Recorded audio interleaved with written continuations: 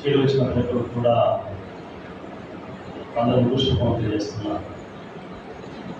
మహోన్నత దేవునికి నిరంతరము స్తోత్రం కాక. ప్రభువులు ప్రియ సహోదర సహోదరులారా, దినము ప్రభు సన్నిధికి వచ్చి ప్రభు స్తుతించి ఆరాధించడానికి దేవుడు మనందరికి ఇచ్చినటువంటి గొప్ప అవకాశం బట్టి మనందరం దేవునికి ఎంతగానో కృతజ్ఞతలు చెల్లించాల్సిస్తున్నాం. మంచిది. నేటి దినమున ప్రపంచవ్యాప్తంగా క్రైస్తవులైతేనేమి గుర్తించదగినటువంటి ఎన్నదగిన దినముగా ఉంటుంది. చారిత్రాత్మకమైనటువంటి గొప్ప సంఘటన క్రీస్తు పునరుత్థానమైనది. యేసు క్రీస్తు వారు పరలోకం నుండి భూలోకానికి వచ్చి సమస్త మానవాళి పట్ల కలవశిలో తన పశువులు అర్పించి అనగా ప్రాణాన్ని మన కొరకై అర్పించి సమాధి చేయబడి మూడవ దినమున తిరిగి లేచి ఉన్నాడు.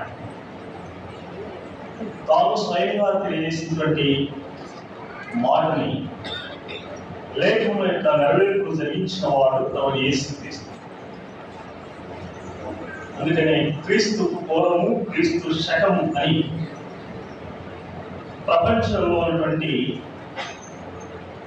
ప్రతి విధమైనటువంటి వ్రాత ప్రతులలో లిఖించమన్నది ఈ యొక్క ప్రభు యొక్క పునరుత్థానాన్ని ఆధారం చేస్తుంది. ఇటు పునరుత్థాన దినమున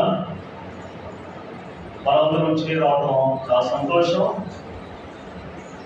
నేను అలవాటుగా మాత్రమే కాకుండా ప్రతి ఆదివారం మన సంఘం సమాజంలో కూడి వచ్చి ప్రభుని స్తుతిస్తూ ఆరాధిస్తూ ఉన్నాం. ప్రభుని నేను గట్లయితే మాట్లాడతాను. సమయం బట్టి కేవలం 40 నిమిషాలు మాత్రమే వాక్యాన్ని మీతో పంచుకోవాలని ఆశిస్తున్నాను.